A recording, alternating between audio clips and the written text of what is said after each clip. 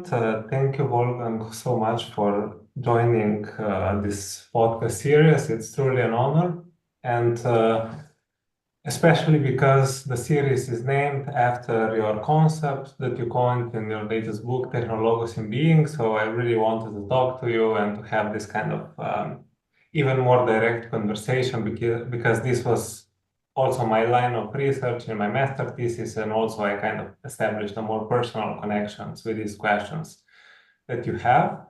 And I'm glad that you are joining from the Fundus in Berlin. That is also a kind of true radical media archaeological move, because as you say, like this here, media artifacts are presented in a different way than usual because they are presented in their media operativity and not simply as hardware. So this is a very important distinction that you might want to address during our talk.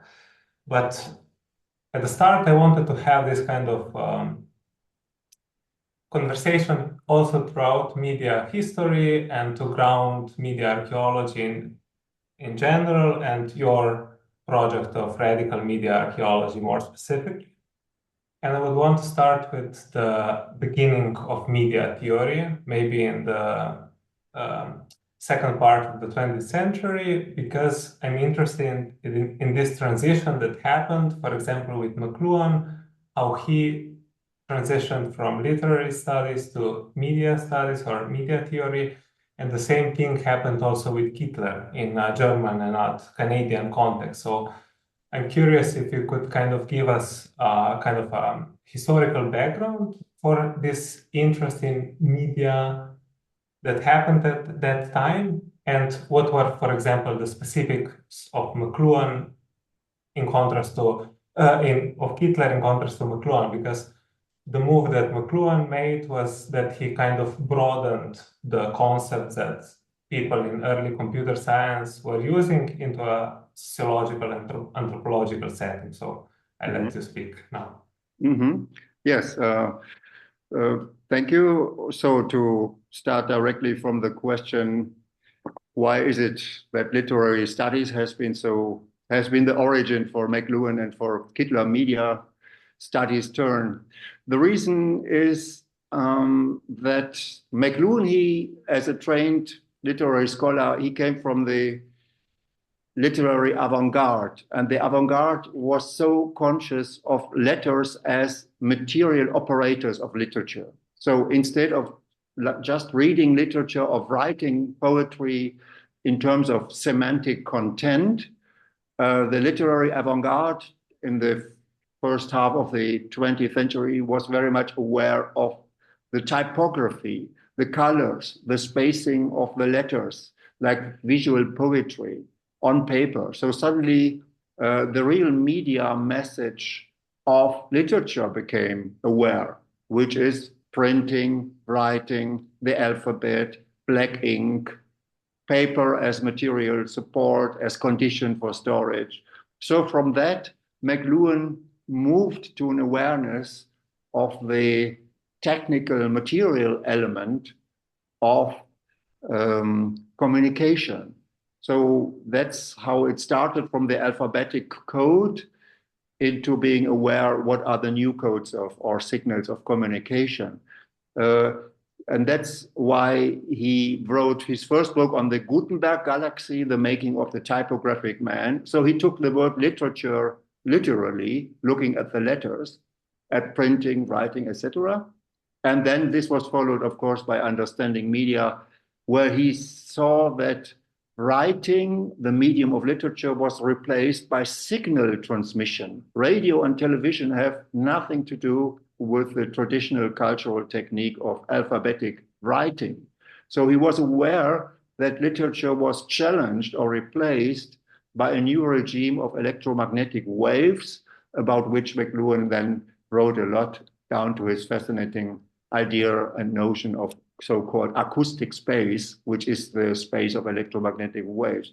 Now, in parallel, Friedrich Kittler, he was always aware of his media he was using. For example, he was still typing his PhD thesis on a typewriter. But then he grew into the 1970s with electronic music, with the electronic synthesizer. And he always said, I do not want just to write text about electronic synthesizers. I have to build them and test them myself. So he was aware that beyond the symbolic regime of literature, and he was trained as a Germanist in German literary studies, what had been the desire of Romantic literature in 19th century to express colors, to express music. He realized now there are real technical media which can do what Romantic literature always only hallucinated. What Romantic literature hallucinated became real with electronic media. So literary scholar Friedrich Kittler switched from typewriter, using typewriter, to actually soldering, constructing his own modular analog synthesizer.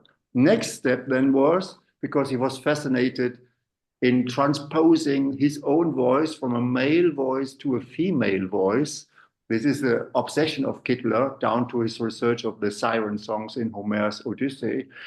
He knew he needs real-time processing of signals. So he was confronted with the first microchips, and he had to program them. So he learned programming.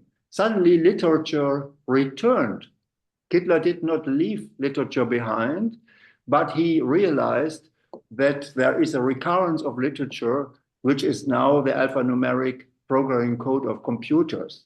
It's a kind of literature which most of us, like now in this Zoom meeting, nobody reads as literature, but of course, in the background, the alphanumeric code is happening. So this is the change. The final difference between Kittler and McLuhan is McLuhan wrote his famous book, Understanding Media. Kittler categorically said, technical media, while they happen, cannot be understood because the secrets behind the code of the current media are hidden by the companies like Microsoft hid the code behind the user interface. So Hitler was even more skeptical that it's possible to understand media, and that the whole category of understanding, hermeneutics, trying to understand a text is not the right category to deal critically with technical media. Okay, yeah, that's definitely the key difference. And because I asked this question also because you also have this kind of transition from being a historian, classicist, and then to media science or media archaeology. And I don't know exactly, but what is your direct relationship with Kittler, for example? Like, when did you got involved with, I don't know, his line of research? Did you know him already as a student, or was he ever your mentor?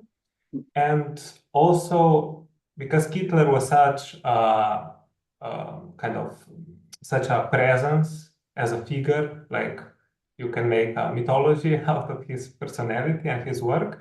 So I'm also interested in his more grand ambitions when it comes to media theory or media science, as he puts it, because he definitely wasn't afraid to kind of push media theory into an increasingly abstract way, or kind of tackled increasingly more kind of fundamental questions through his own methodology and through his own kind of approach to these questions.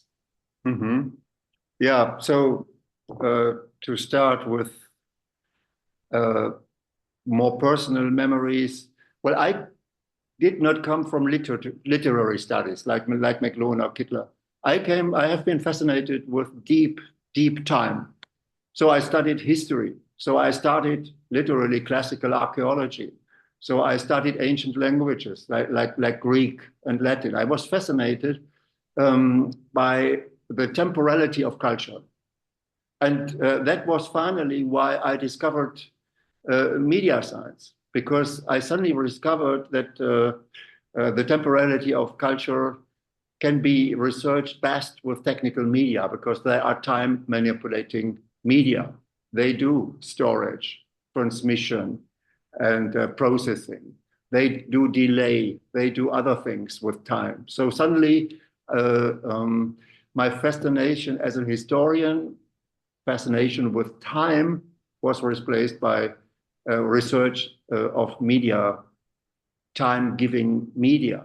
So my encounter with Kittler was, I never have been student of Kittler or PhD student of Kittler, but we met at places like Dubrovnik in ex-Yugoslavia when Hans-Ulrich Gumbrecht did his legendary series of conferences. For example, in the late 80s, Materialities of Communication. This was a famous conference published as a book later, which suddenly became aware that there is a hardware of culture. It cannot only be reduced to literary textual studies. There is a hardware of culture, materialities of communication. And anecdotically, I remember I gave a talk. I was then fascinated by postmodern thinking, like Jean Baudrillard, the simulacrum, etc.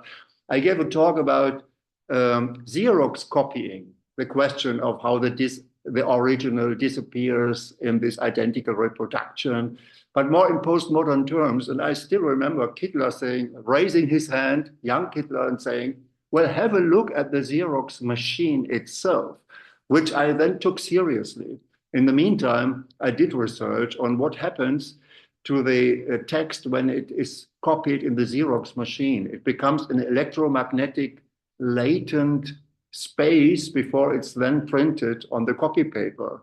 So a text becomes transformed into electromagnetic existence before it becomes printed mechanically as text again. These are fascinating processes which go on inside a classical analog Xerox copy machine. And those processes deserve to be focused because they are ontological events in themselves. It's a wonder of transformation which happens, of which the user finally, we humans, are not aware. We just use the photocopy paper, but in what happens in between, in the real medium space of the machine, that's fascinating. So that is, I would always call Kittler brother in mind. I have this feeling. I had this feeling when I read his text or when I met him. But there is one thing. I'm slightly hesitant when I'm asked, when did you meet Kittler or what was your personal relation? Because the strong point of Kittler was his post-humanist or non-humanist argument to say, not only look at the humans, at the human subject behind text production and other things, but look at the non-human which takes place in communication, which is the technical aspect. Now, what I want to prevent is that after Kittler's death, Kittler is still reconstructed as a biography, every step of his development.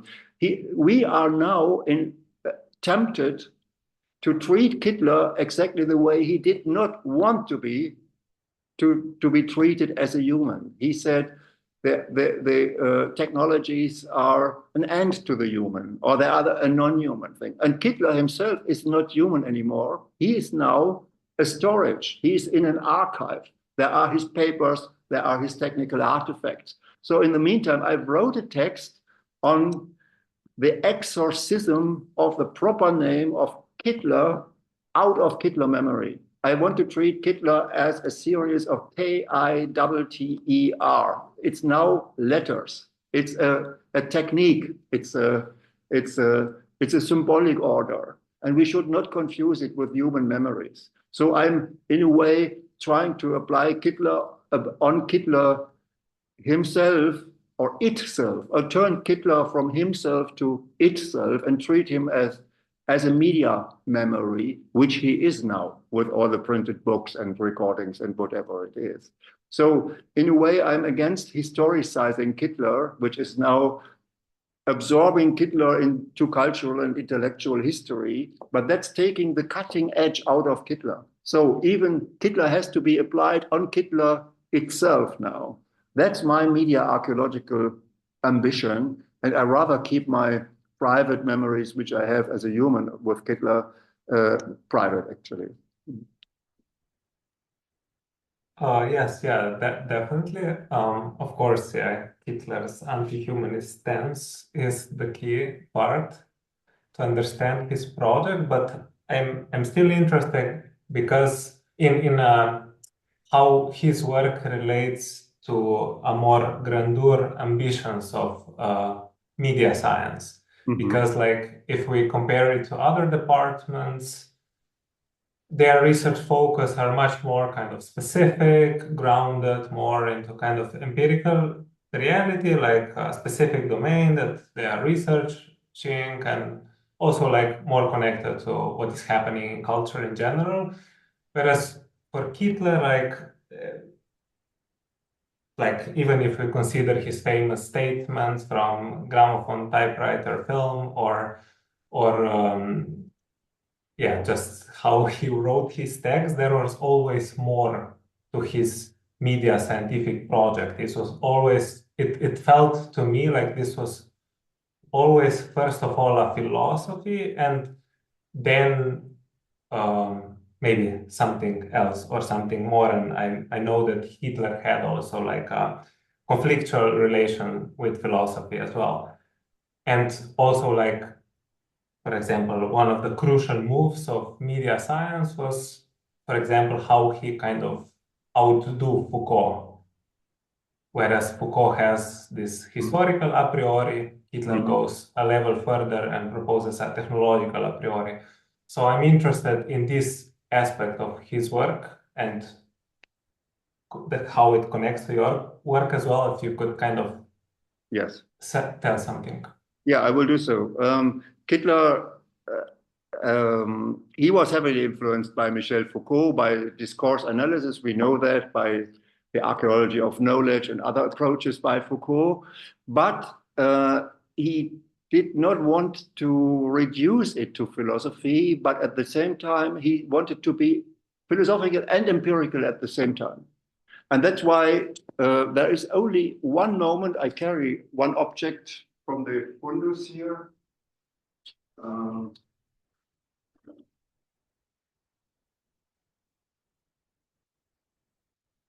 to make to make use of the media archaeological fundus, I show you here.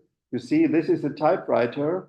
The keyboard, the keys are in colors, and this is a material hardware object. Now we have the same thing here from an educational book where you learn how to put your fingers for fast typewriting. Now, this is the example, the only example where Foucault, in his archaeology of knowledge, relates to a precise technology, to the typewriter. And he says an enunciation is not a hardware thing. This is not yet an enunciation. This is not a statement. But if it's printed for educational use on paper, then it becomes a statement. So this is the only example which Kittler frequently quoted, where Foucault relates discourse analysis to a precise technological practice. And Kittler wanted to exactly carry on Foucault on this technological level, where Foucault stopped. Whenever it came to describing precise technologies, Foucault stopped. His only medium was the book and paper. Foucault and Kittler wanted to go on where Foucault stopped and extend Foucauldian discourse analysis to the analysis of non-discursive mechanisms. So this was carrying it on. And then suddenly media studies, which would be a textual discipline, transforms into media science. Because in order to know a technology, you have to be precisely informed how this mechanism works. Not just to know what is software or what is algorithm, but to know actually computing languages, know the mathematics which is behind, know the hardware which is behind, like the background of your video performance now is a microchip.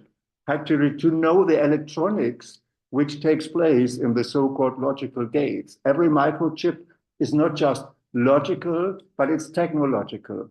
It's really resistors, it's dotted silicon, it's transducers. And Kittler always insisted one has to have the philosophical question on the one hand, but on the other hand, the empirical knowledge about technology.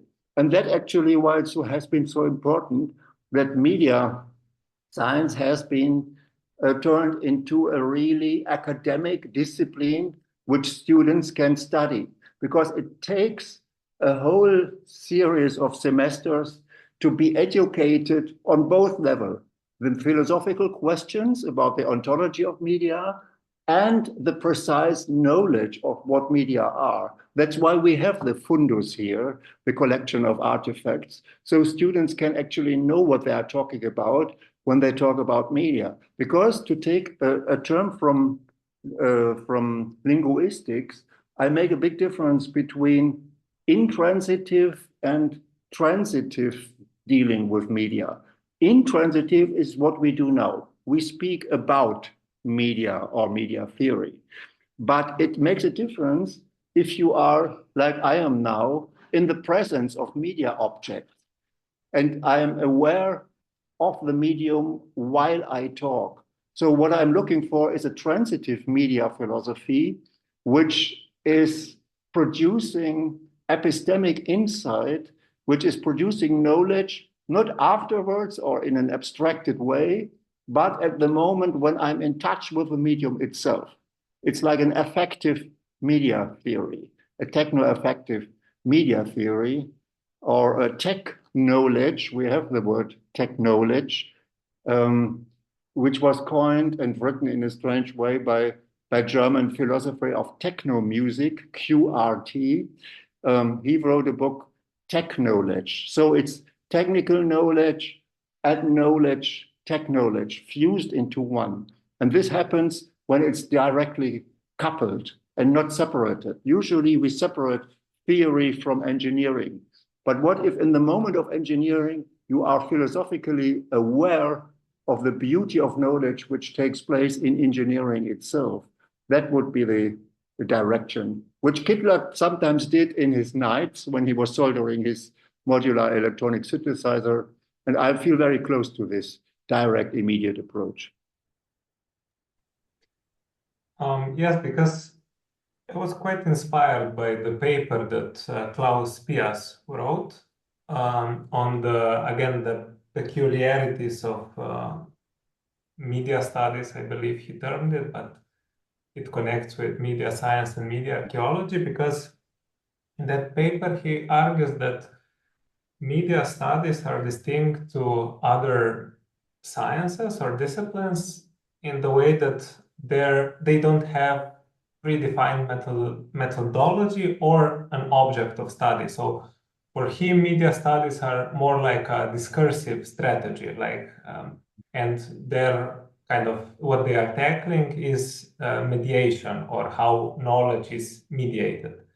And so this is for him kind of the crucial position that media studies takes from other departments. And it's also kind of the fact that what the other departments can themselves show in this kind of archaeological manner of going under the hood. So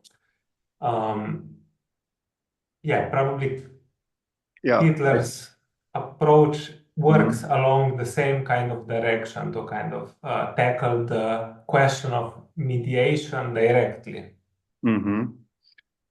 Well, I had a lot of debates with my friend and colleague Klaus Pias on that, because I defend the idea that media science has to be a proper discipline and not an interdisciplinary kind of research that runs through all the other disciplines. Of course, art history or literature or the scientific disciplines, they are all aware that they are confronted with the medium question, like the laboratory measuring instruments for physics, or like the materialities of book printing in literature.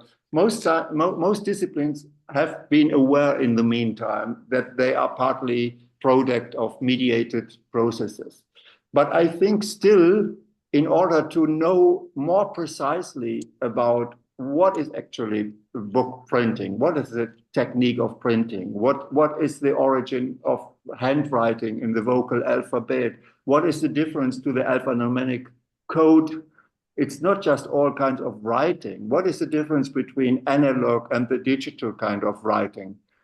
For that, one needs a proper discipline because it takes long time to both learn how media actually function, what they exist of, as closely as possible, knowing the technology, and at the same time being trained in the theoretical philosophical questions, which make it more interesting than just for engineers to know technology.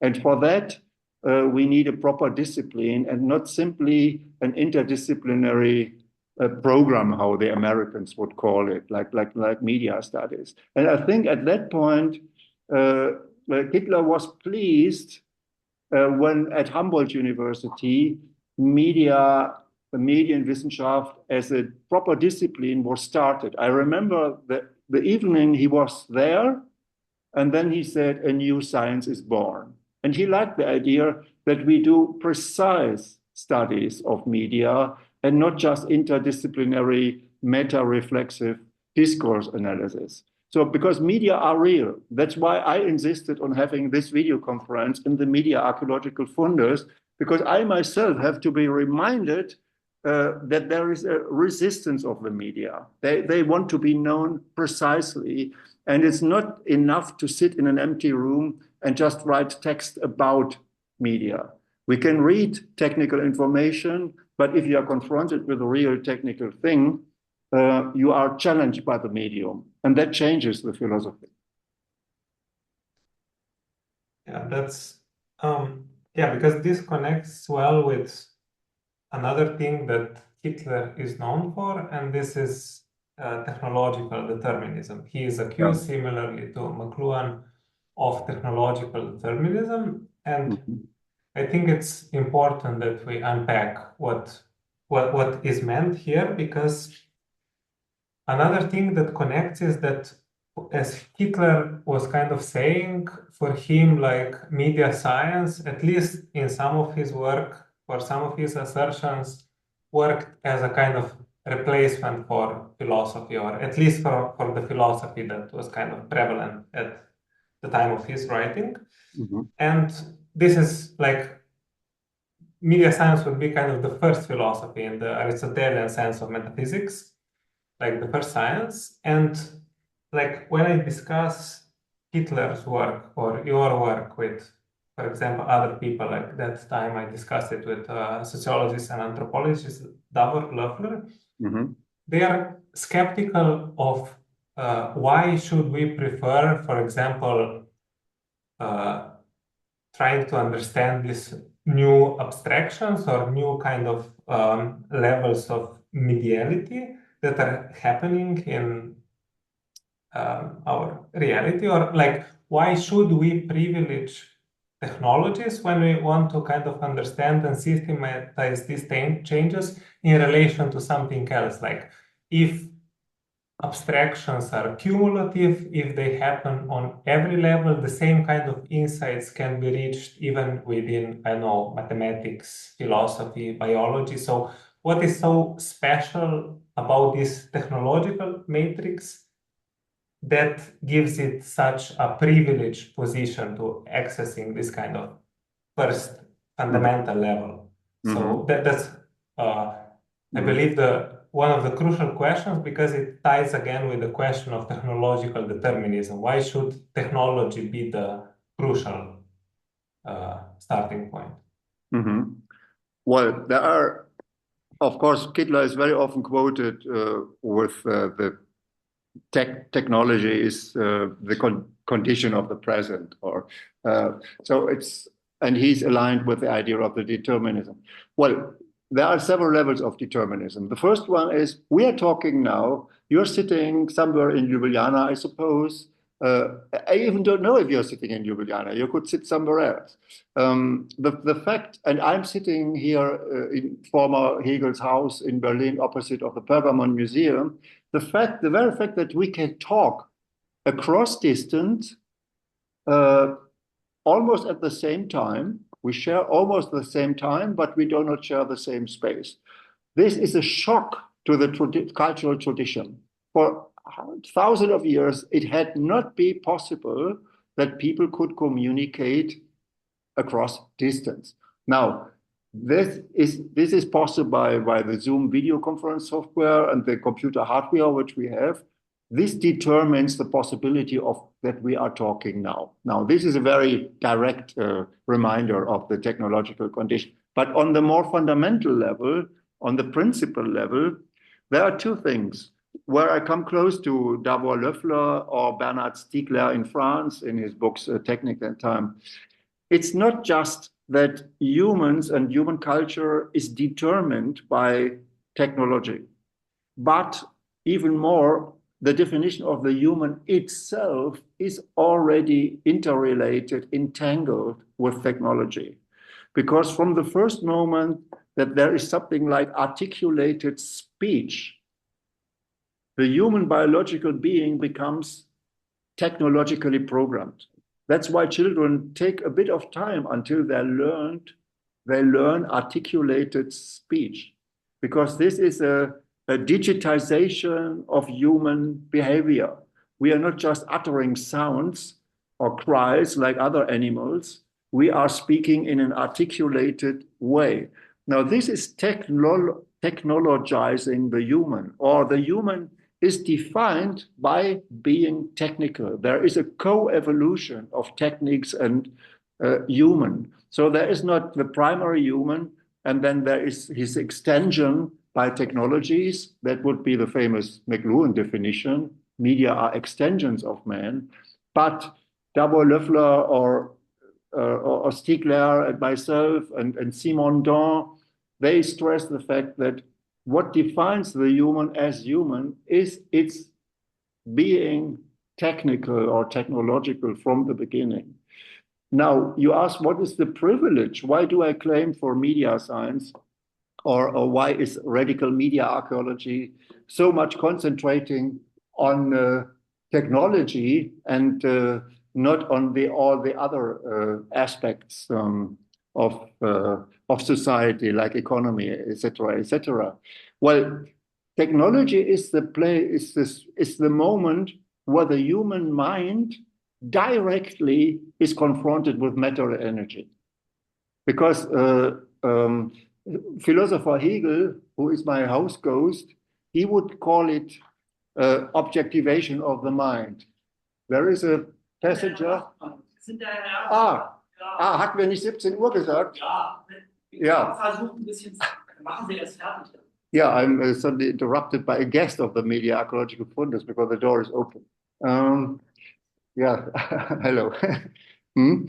The philosophically or epistemologically privileged position of media philosophy and media science is that the direct confrontation of mind and matter, that's where it takes place precisely on the microchip circuit, which I see as your background image. It's logical thinking and or true, false, etc., but embodied as matter. It's electric wires, it's electric voltage, it's magnetic storage. And this direct confrontation of mind and matter, I think, is the most philosophical core drama of what we call culture. And the privileged media theater or scene where this takes place is technology, because this is the moment where logos, mind, reasoning is most directly confronted with matter. I think this is the core scene of human culture. And that's why I give a privilege to technology, because there it can be actually, it takes place there, it can be analyzed there, it can be experimented there. It's the question of the objectivation of the mind, how Hegel would say, or of the mind becoming matter itself, or even like in my technológos hypothesis, the question is whether matter itself, when it becomes informed, develops a logos of its own. So I think this gives, for me, or for media archaeology, the reason why technology is a privileged space at not all the other anthropological, social, economical, aesthetic, and whatever aspects which are part of civilization, but it can be analyzed and tested and it becomes materialized precisely as technology. So this deserves full attention. Yeah, this is the crucial epistemological question of technológos that we will address. Mm-hmm. But I first want to start uh, uh, by going through your work, because even in your work, there is clear kind of development. I don't want to kind of periodize or anything like that. It's just kind of the object of study changes, or at least kind of again becomes more abstract, at least how I read it. Maybe you have another perspective, but for example, I believe your first book in English, The Digital Archive, again, kind of the archive is the centerpiece or the center stage of this change. Whereas when you kind of, in your newer and newer books in English, like you start opening questions of time and temporality and how time is structured through media devices that open again this kind of crucial questions immediately. Mm-hmm. And after that, you ground this radical media archaeological method in technológos as this kind of true epistemology of radical media archaeology. So this is kind of a fascinating development, and I'm interested in if you could kind of tell us how you see this kind of direction that I. Mm-hmm. Yeah. Well, the increasing abstraction is on the one hand something that happens within technology itself, because while the first tools in human culture had been very direct extensions of man, they have not been abstract but very concrete. Then there came cultural techniques like writing, but this was still related to the body. Writing had to be done by humans and reading had to be done by humans. Otherwise, it would not make sense. But then came the shift, the switch to technology. I make a difference between techniques and technology. Technology is the moment when reason, technical reasons, becomes active, an agency of itself. It becomes an active factor, even without the human. This has to do with automatization, with coding, with programming, and artificial neural nets. So on the one hand, the abstraction takes place within the media themselves. Now, to correlate this with my own writings, the question of technologos is not more abstract than the question about what is the materiality of the archive or what is the time-critical processes of time-based media. But in order to find out where technologos takes place, one has to look at the inner technical processes themselves. Nothing can be more precise than to analyze what is happening within technology itself. So I don't want to abstract from the concrete technical device, but even look more closely at each single moment what happens in technology, like the switching between so-called 0 and 1 bit. What happens in between 0 and 1? What is going on technologically? Does time pass? What is happening? Or to have a delay in signal transmission. What is the materiality of delay? How can you slow down time? Or what does a computer do in 1 second? The famous computer programmer Knuth once asked the questions, what does take place in a computer within 1 second? And so suddenly it takes precise look, opening the black box, precise inner technical analysis. So it's not abstract, but most concrete. To combine this then with more abstract questions like the relation of mind and matter, or the symbolical and the real in Lacanian terms. So the abstraction has to be checked by most precise material investigation. So it's not just abstraction, it's turning abstraction upside down by opening the black box of the inner technological event, which is mostly neglected by people from humanities. They don't open the black box of technology. But I find the beauty of knowledge unfolding in the moments which are known to engineers, but not to non-engineers. But it's very attractive to open that black box, especially with artificial intelligence nowadays. It's a challenge to ask, is it possible to know what happens inside artificial neural nets anymore? It's possible to open, or are we forced to have a distant relationship to what is happening? Yeah, I completely agree. It's just that I kind of appreciated Tehnologos book specifically because it kind of fully developed the method of radical media archaeology for me, or at least when reading this book, that's how I got kind of the full appreciation of the project and also kind of the grounding. And this is precisely how logos and matter meet in this kind of metaphysical almost sticking point.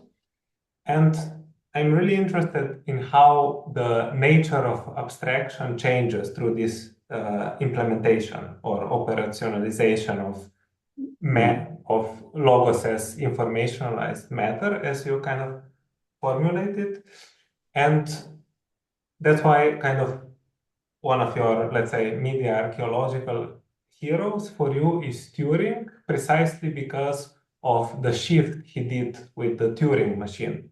So, for example, it wasn't like kind of a mathematization of a machine, but mechanization of mathematics. So this is kind of the crucial step in the Technologos direction. So maybe you can expand on that. Yeah.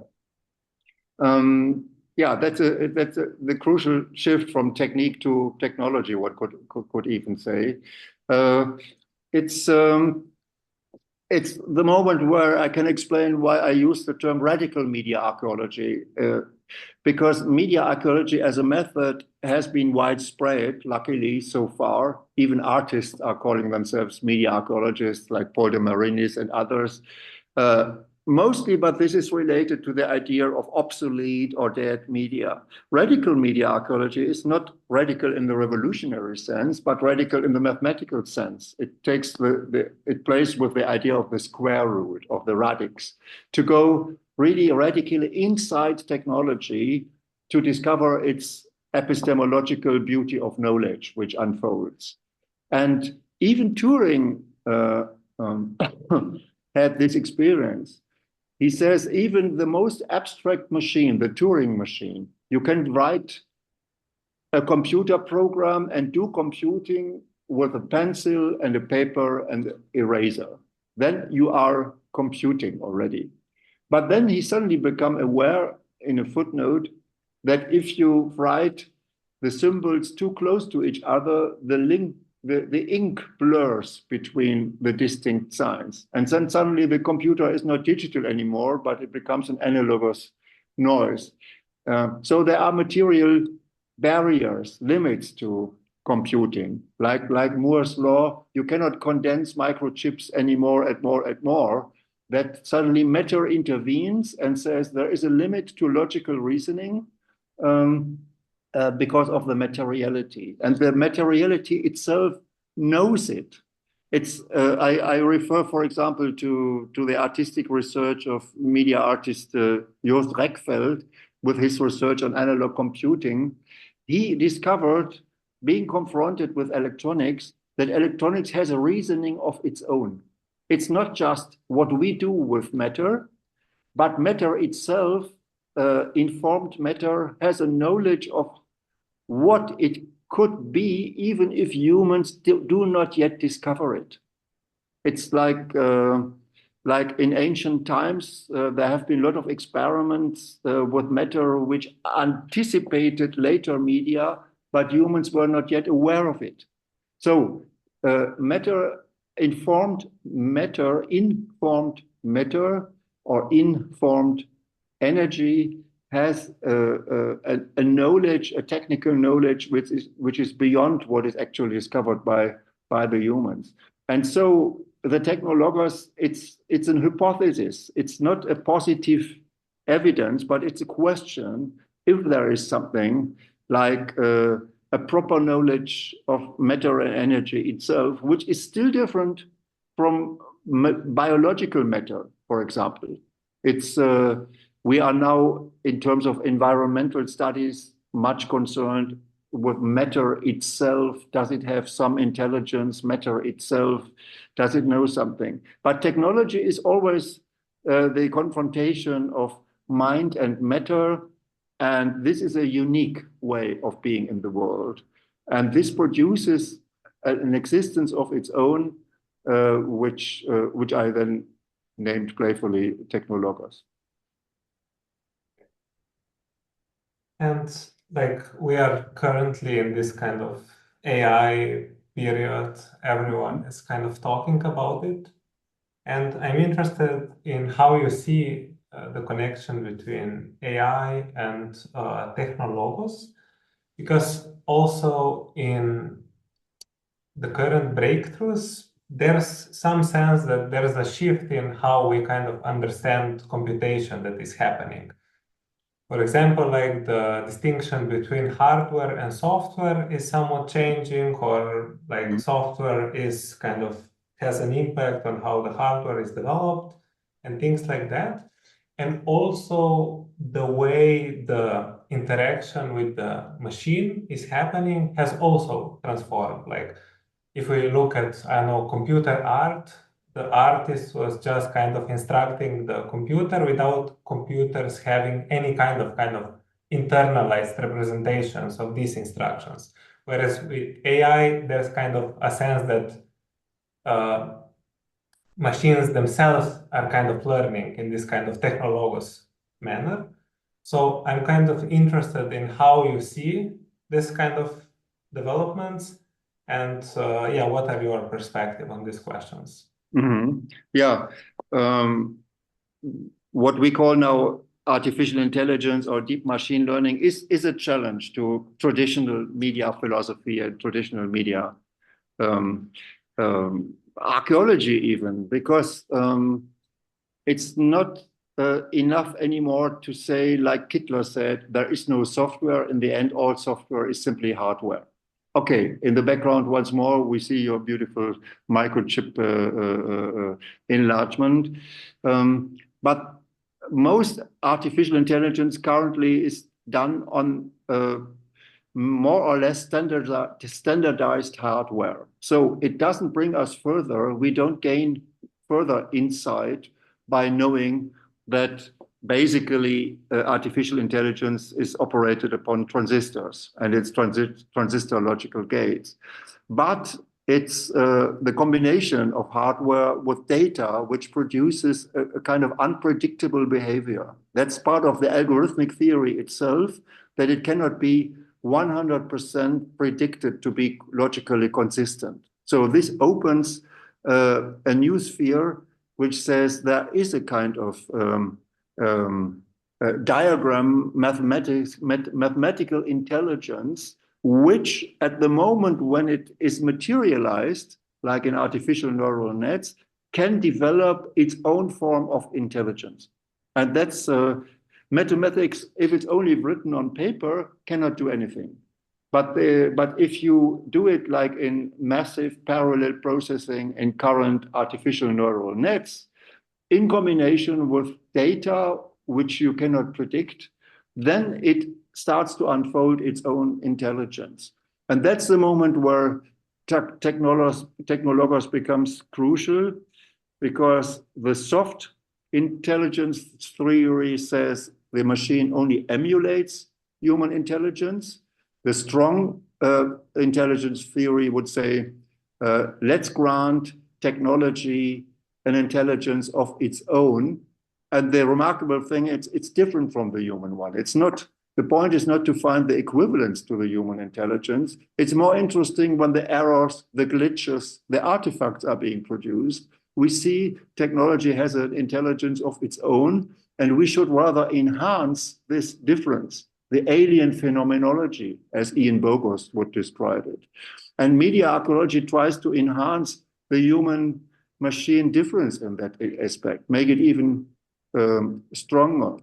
And so the traditional theories like even the distinction between hard and software becomes obsolete. Maybe the dichotomy is an error, it's logocentric from the beginning. It still maintains, like in religion, the difference between the spirit and the body, between God and his embodied son Christ, and things like that. This is still perpetuating the old Occidental division between mind and matter. But this has to be questioned. And technology itself questions that it should be categorically separated at all. And at the same time, it's not one thing. There is still a difference. Now, I talk now like my host goes Hegel. He would ask this question. How can something be not categorically different, mind and matter, and at the same time not be the same? Now, this is a very precise question for technológos. The difference to philosophy, like Hegel, would be media science can test it. We can actually experiment with the microcircuitry and find out how logos relates to matter. How much does matter follow our logical idea, or does it develop a logic of its own?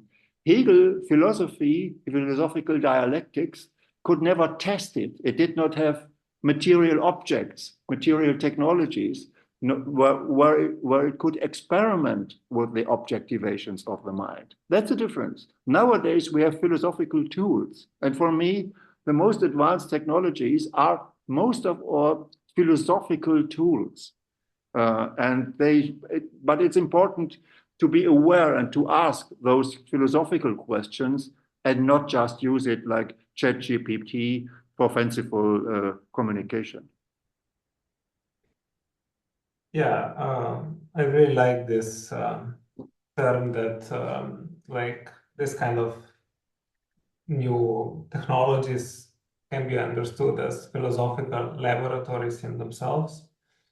And so, like, I know that when you were in Ljubljana at the Faculty of Social Sciences, you said that at your department you have this method of researching artificial intelligence called XAI or something like that. Yes, explainable artificial intelligence. Yeah, explainable artificial intelligence. So I'm interested, like, what kind of work have you done so far? What kind of experiments are you trying to do with artificial intelligence or technologies, or what are kind of the directions that you are exploring? Mm-hmm. Yeah, for example, we let students construct their own AI devices and to be, on the one hand, confronted with the materiality of artificial intelligence, because AI is not just about the philosophical question of intelligence. It's, first of all, artificial. And artificial in the ancient Latin sense, or even in the Greek sense, would be techne. That would be technique. So what we call intelligence is something like a technical toy you can experiment with, and you can experience it when you are not just coding it. That would be the level of Python and other things. There are many tools for programming AI, but you respect the hardware of artificial intelligence itself. And then you become aware, or our students become aware when they construct their little primitive AI devices in our signal laboratory, that there is always a sort of material resistance to become pure intelligence. Intelligence can never be pure in technological terms. It's always impure in terms of matter and energy. And that's fascinating. And that's addressing the oldest questions which concern Occidental philosophy. What is the relation of the logos to the world, of the mind to the physical? And technology is the place where it both meets. So we are trying to experiment it and to explain a bit of artificial intelligence in order not to let it become metaphysical. When there is in discourse a lot of talk about emergent intelligence, these are metaphysical terms. As a political being, I'm very skeptical. It has to be possible to analyze it precisely, to be critical. And if not, that would be a real challenge. If the complexity of a generative AI, be it text or images or sound or videos nowadays, it advances so fast. If this is too fast to be explainable anymore, then we would have a serious problem for academic teaching and learning and for philosophy. So the question now is AI something like a black box, which can still be media archaeology be opened? I can, for example, show you, where is it?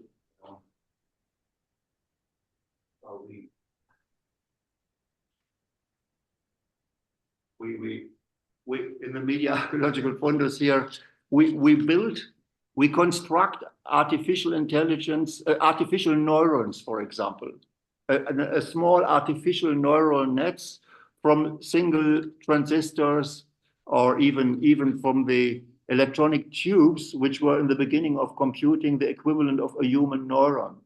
Now, one becomes aware, once you do it like this, if you build an artificial neuron with an electronic tube, you are aware that the human embodiment of intelligence is something completely different from the technical embodiment of the intelligence. So the neuron, this is not a neuron, this is a piece of engineering.